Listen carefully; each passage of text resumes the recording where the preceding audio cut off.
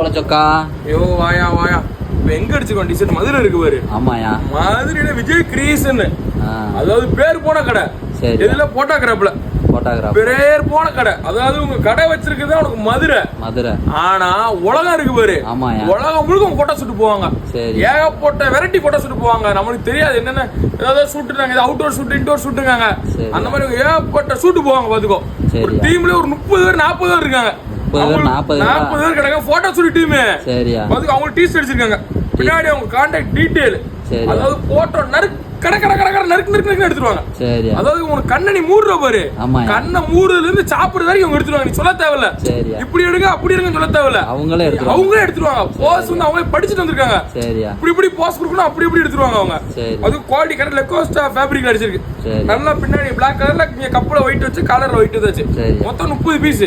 எத்தனை பீஸ்? மொத்தம் 30 piece. Madurai order. Right பாப்போம்.